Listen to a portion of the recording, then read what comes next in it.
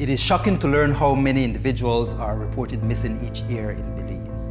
Their families and the police need your help in locating these missing children and adults. You can make a big difference in helping families find the closure they so desperately desire. Good evening. I am retired Lieutenant Colonel George Lovell, and this is Missing.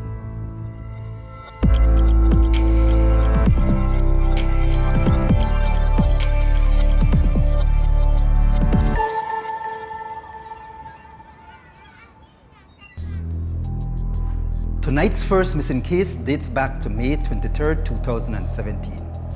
Erin Linares was a loving son and a popular bartender in San Pedro. He was the pride of his mom and a joy to be around.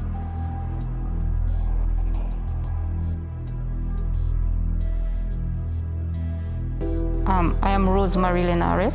I live in San Pedro. I have 5 sons, 1 missing. Erin Linares is my second son. Erin was a very friendly person. Erin always been working. I raised my sons as a single mother. My sons start working from they were very young. They go to school in the day and they work in the night. I remember sometimes when I wake up in the morning, like a bunch of flowers in water will be right by my bedside on my bedside table. I remember sometimes I go to town to do pay bills or shopping, or when I come from town, I would find flowers on my pillow.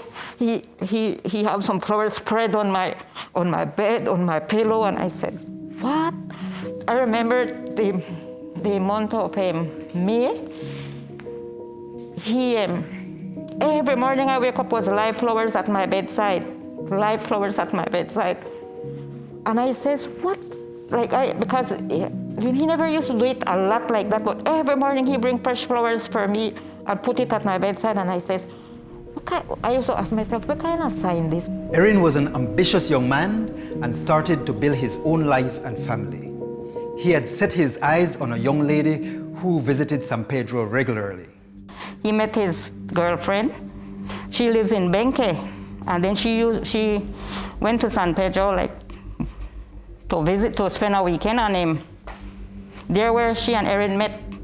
From there they became friends, and gradually it went on friends, and he started visiting Benque, and they became boyfriend and girlfriend, and until they became wife and husband. And right there, Erin started to decided that he needed to move that side because he married now in Benque, so he moved that side in Benque. Erin relocated to Benque with his wife, and they had a son together. He started working out west, but it was not nearly as fruitful as it was working in San Pedro. And so he decided to try something different. But that came with problems. So he came back to San Pedro just to work, but send home his money, and his wife started to see someone else, and then that's when he gets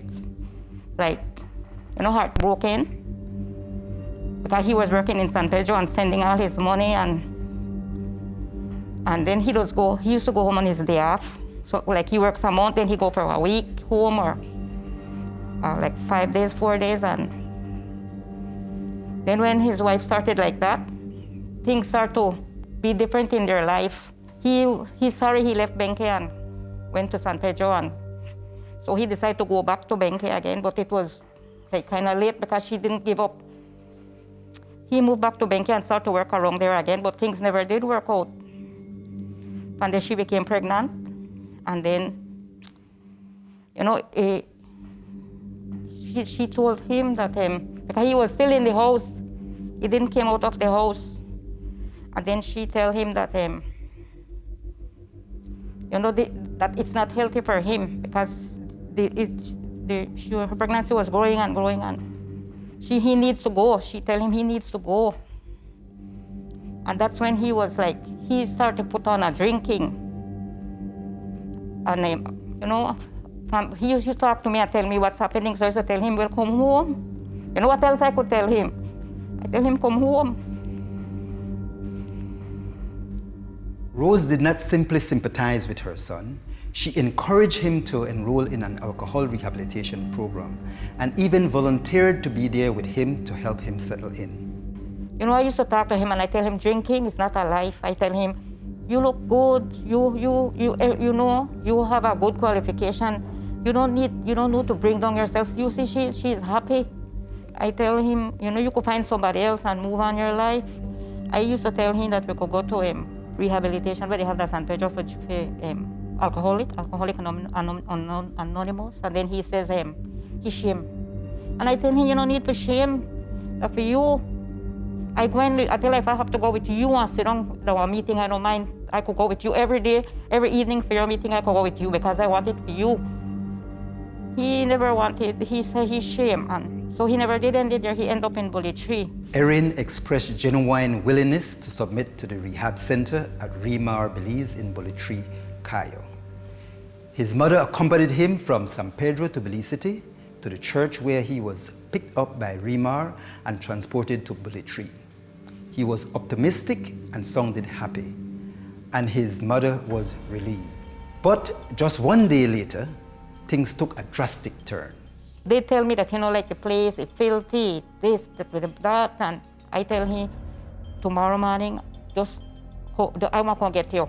I want to come up and get you, I tell him.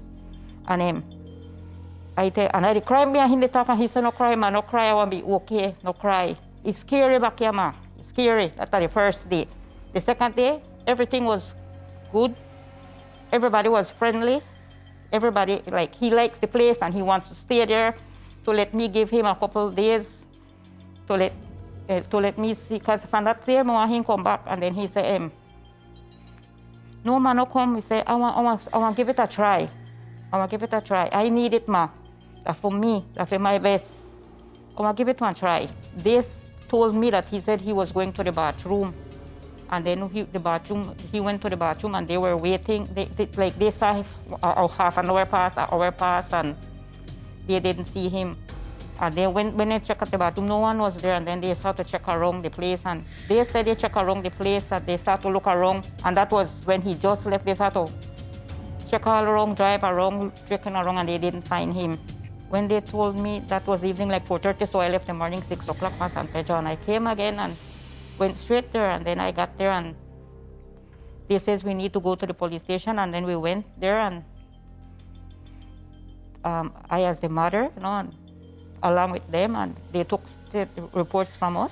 So I just started searching, do my own searching with people from the area in Benke, and you know, like people come out and like help searching for him, and we would go back to the station now and then and check if they hear anything, if they did went out, if they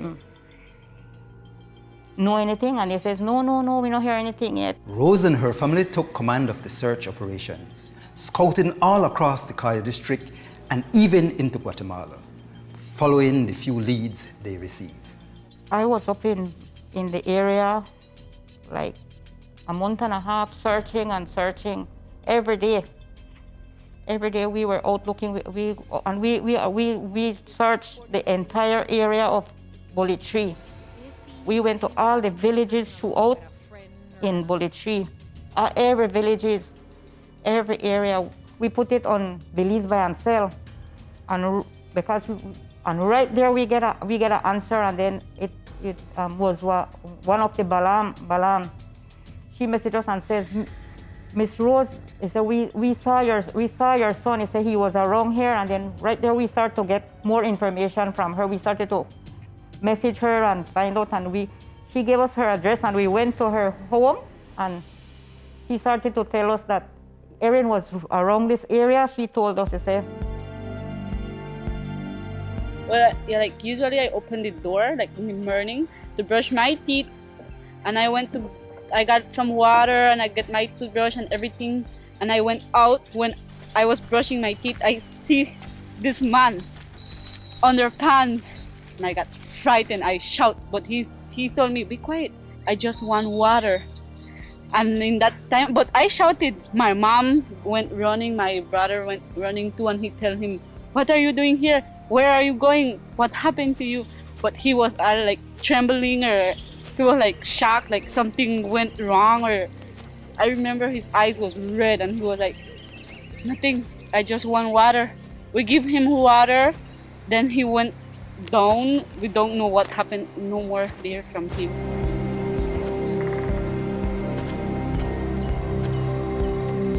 We have like 35 people in our group for go to different area, following by Pasofa Road and way up and up to some across to the river, and some bring out the canoe, follow the river, paddling, search by two sides of the river bank, and some go to the bush, try to find him. Yes, he said, I need to go. And that's what he was telling them, he need to go, he need to go. And we came across a dread guy who someone told us that they let us to go and check there. So the dread guy came out and he talked to us and he told us, yes, he said he was here. So that was after he left from by the Balam. He was still there. And the dread guy told us, yes, he was here. He said, but he didn't want to stay here. He said because he says he wants to go across the other side. He wants to go across to Melchor or through the back. And he said he just, I tell him, well, he says, so he went and he showed us the road that he went across. From that day I told him, he said that road is very far, that you won't reach to Melchor. It's not like this. He said it's a long way. We went to the police station in Melchor and they assist us. So we went and we searched all along the area in like Santa Rosa, and we searched and searched. We searched there in Melchor like 2 weeks. I went to Flores. We started, we went to the police station there too. We went to the radio stations. We took photos of him, all, to all the radio stations in Guatemala too. We went to Guatemala. We went to the TV stations, the radio station, because we wanted, We said, well, if he's around, maybe someone would see him or no. But nothing. Rose and her family took on the searching for their son as a full-time job. And Rose especially committed her life to it until her own health forced her to take a pause. When I was searching for him, like a month and a half or two, I decided that I will continue, but I just go home to San Pedro like 2 days, 3 days, and then go back again. And so it so happened that I came home, and like God, I don't know if God worked it this way, like I started a pain, because I probably would maybe still be searching. I started a pain, and that's what stopped me right there. And then like it continue, and I ended up in doctor, and ended up to Belize. When they found out that I had gallstone, so right there, things started to change. So I had to think now about us to get a surgery, and that's what breaks me right there. And that's a kickback. And I said, well, I'm going through with my surgery and everything. And I said, I will go right back. I'll go right back after my surgery and continue my searching. And after my surgery and everything, like I tried to relax, a while, rest. Then diabetes came, like pressure came. Then some months after cancer came. So like, that's what have me holding, that's my kickback. Health scare, heartbreak, and a family tragedy has pitted Rose's life onto a roller coaster. Still, her hope remains, and she is begging for answers so the family can move on. I still have a lot of sleepless nights sometimes sometimes it comes on me really hard. Especially when I talk to his little son, cause he's smart. Cause he tells me, say, Grandma, so you won't get any answers of my dad? And when he talks like that to me, he said, Grandma, I want to know something, Grandma. I want to know something about my dad. Somebody out there knows something. And then, like it builds me all over. What I would like to know, if there's anyone out there who knows anything that can bring us to a closure, I would like them to come out and say something, because that what they would do for us, it would help me and my family. It would take away that pain that we are living with. Because it's really hard to be living and not knowing or getting a closure of where he is. I know someone is out there who knows something. And all we need is just the answer, you know. We just want a closure. Closure. That's the team word for this entire show. These families seek only closure. And if you have information, you can be the superhero by simply sharing a quiet tip to these families so they can know what happened or where they can find their loved ones or their remains. We'll take a quick commercial break now, but we'll be right back with another tragic missing case. This time, that of Mr. Mark Pollard.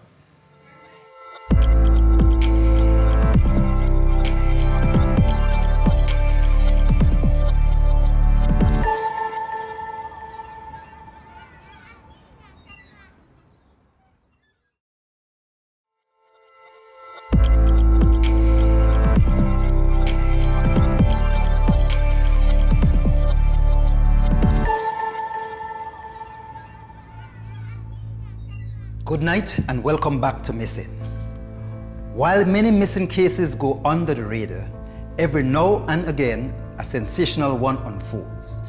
That was the case when a popular Belize City resident, 49-year-old Mark Pollard, was seen for the last time. His missing case was sensational since he was well known as a principled, hardworking and well-respected citizen. Our team sat down with his son, Malcolm Pollard, and nephew, Kenneth Mortis, to learn about Mark.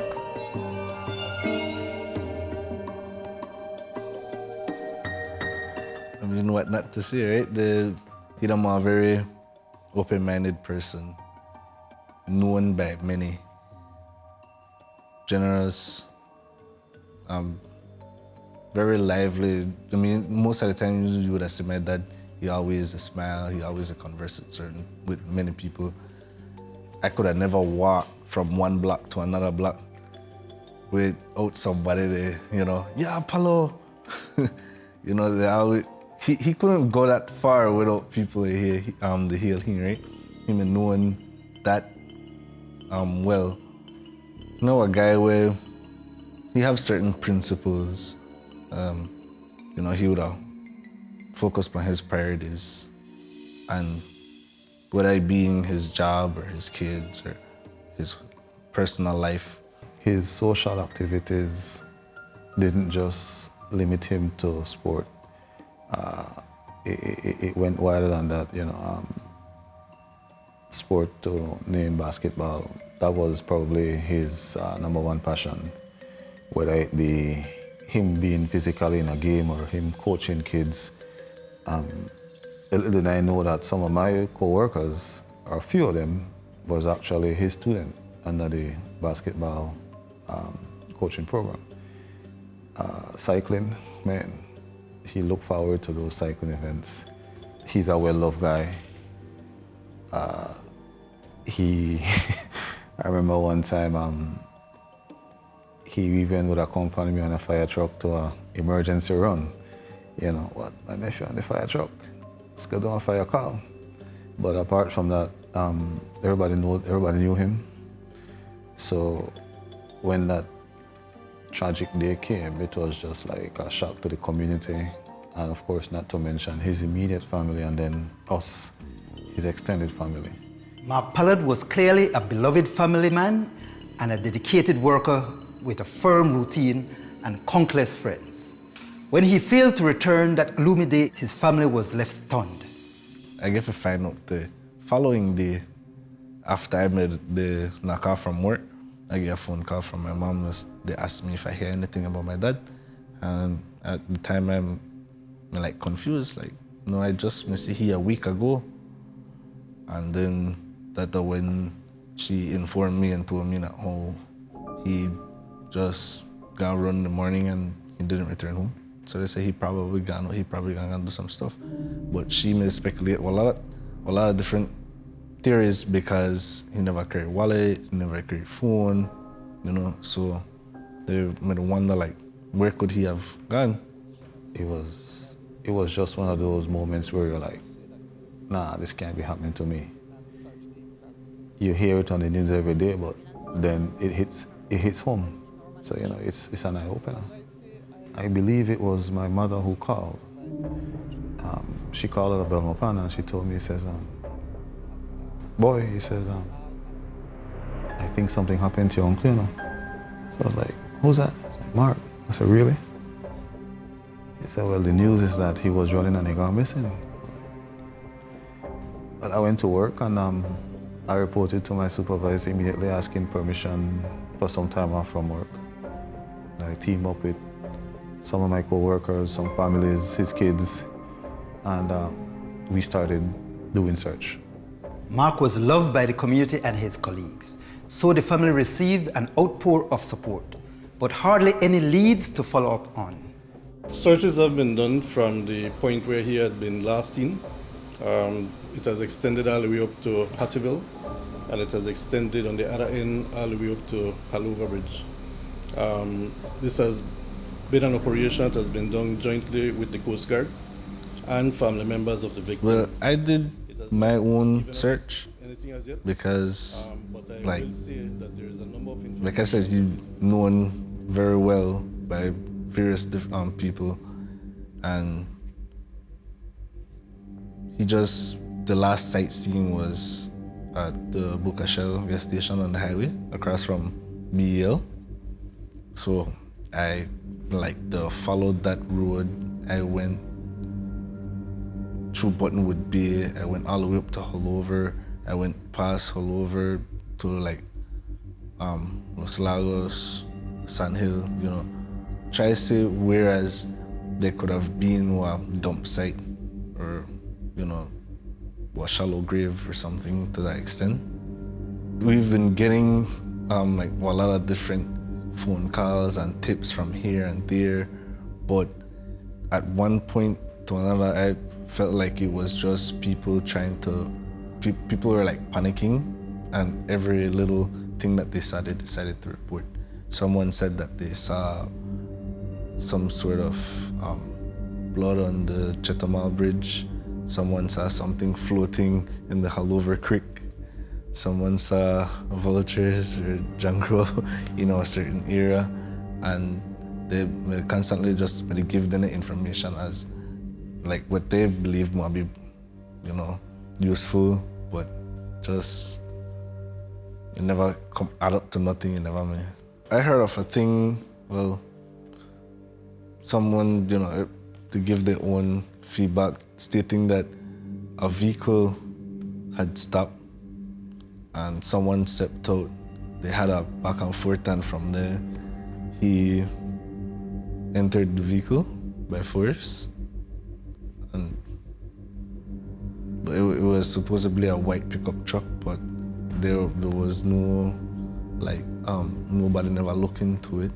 One day, a family member outside of Belize contacted Malcolm and left a chilling message which he decided to take to the media, hoping it would lead to a breakthrough in his dad's disappearance.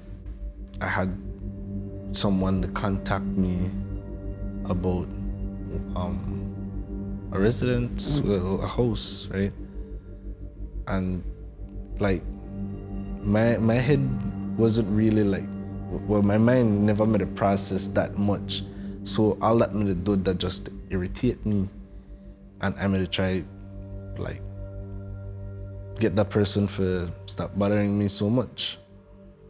One thing led to another, and the person left me a voice message that I played on live media stating that, oh, this is the reason why your father is dead. So I'm warning you right now, hand over that key. So I leave my father's house, and I expect that them people already leave off that house. I'm not coming down there to argue with you. I just want you to hand over that key because I have no place to put my stuff, and you know I work with the police. So if you're not going to win, I'm begging you right now in Jesus Christ's name, hand over that key and get rid of it. Because you cannot handle the property. killed over their property, okay? That's all I'm saying to you. When I first heard the message, of course I was like confused. I was, startled, because how can someone just blurt out a comment like that? The only person who could do such a thing would be someone who knows something, or have something in regards to the disappearance. And it was up until when I was doing some work with Mr. Espat that he went and he persisted with the police. Sadly, nothing came out of the recording except for more unanswered questions. Mark's disappearance almost 4 years ago remains one of the most painful things his loved ones had to cope with. The balance of his elder sisters, it is as heart-wrenching for them as it is for us. I cannot stop but re-emphasize the more gut-wrenching feeling his kids are going through.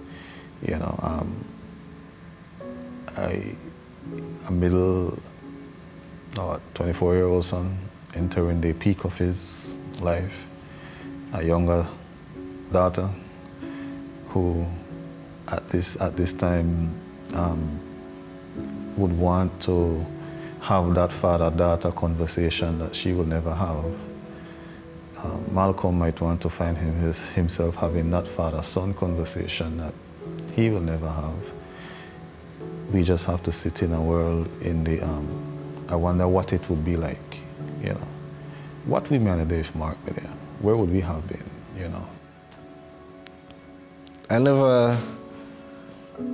Me and my dad, I grew up with him up until, I think it was 15 years. I had the age of 15, and that was when the separation happened between him and my mother. But every so often I would still go and visit him, still go hear him. But we never met all that close, right?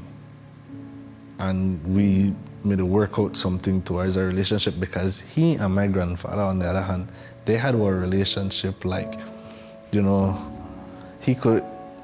my grandfather could have tell her everything about my dad, and my dad could have do exactly the same about my grandfather. And that's something where we made a try work on. And,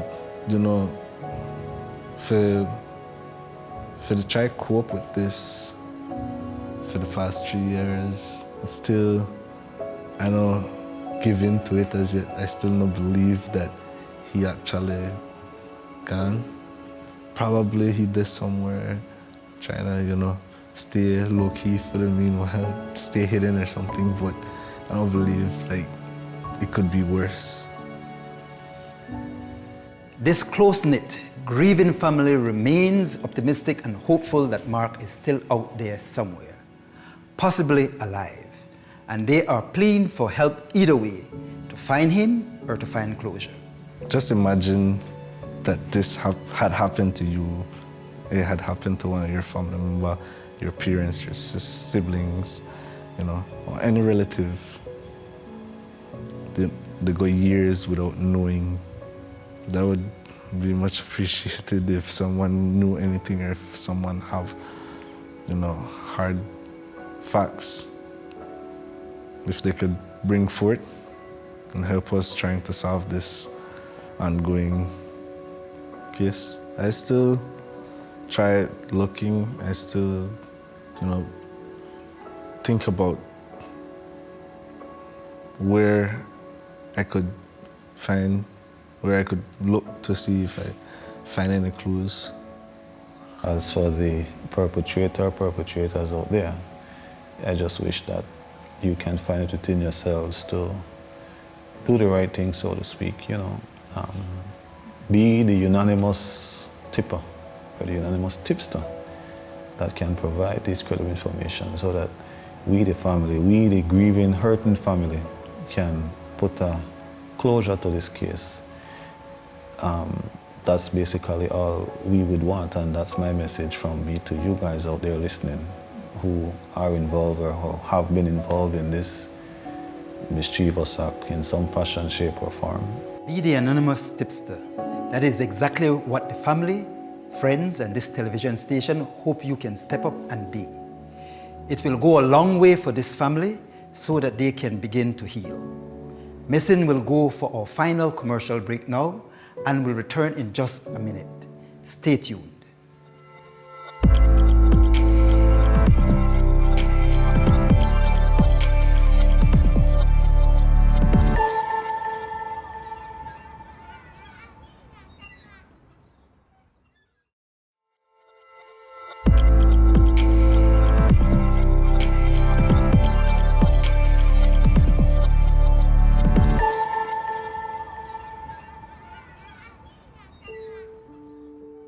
Welcome back to Missing. The families of Erin Linares and Mark Pollard are devastated and are anxiously awaiting helpful information that can solve the missing cases of their loved ones. You can help by anonymously contacting 922 TIPS. You yourselves will be able to move on and rest your conscience. And the family will finally have peace of mind. If you have any missing loved ones and would like to appear on this show, we would be happy to have you. You can send us an email at info@colorblind.bz or send us a message on Facebook. We are here to help however we can. Thank you for tuning in tonight, and we hope to have you back next week again. Missing airs at 7:30 p.m. on Mondays, live on CBTV. Until we see you again, please remember, see something, say something. Enjoy the rest of the evening. Good night.